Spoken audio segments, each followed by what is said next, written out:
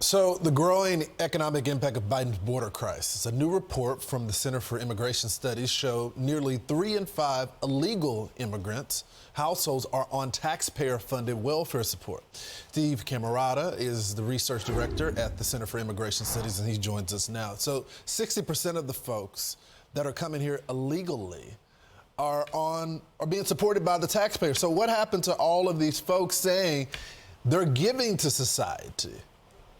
Right. So what happens is very often illegal immigrants have U.S.-born children. Most illegal immigrant-headed households have a U.S.-born child, so they get the benefits on behalf of a U.S.-born child.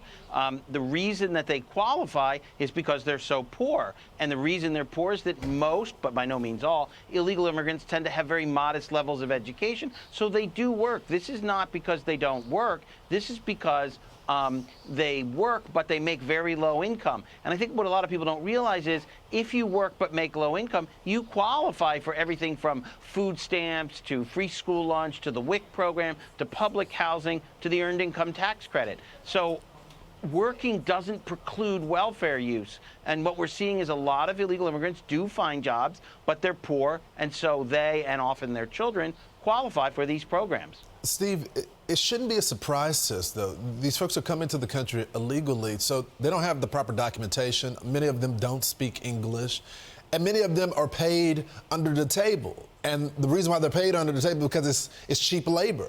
Americans wouldn't do those jobs, but they want a fair wage. These people are on a slave-based labor system where no one reasonable person would take those jobs for that pay, right?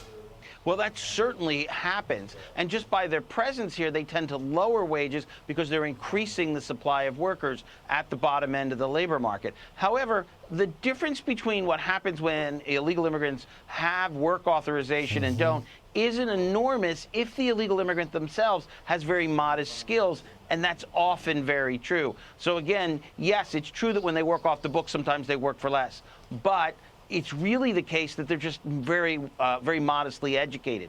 And that's one of the main reasons they use so much welfare. And because they're poor, many states like New York and California step in and cover illegal immigrants with welfare programs, too. And that's what we're picking up partly in the study as well. So it isn't just the presence of the children, but it's the political pressure because you have all these poor people in your state. So, Steve, you've been tracking this, and I know you're just a researcher. Do you see any appetite in Congress to get something done? Because there's a magnet. If you're looking at this program or these programs and you're saying, look, 60% of us have a shot of being on this, you'll keep coming to the country. Right. There has to be some effect for this, right? However, I do think it's fair to say most illegal immigrants come to America not so much to get welfare, but to work, but they have children, they struggle, and then turn to the American taxpayer for support.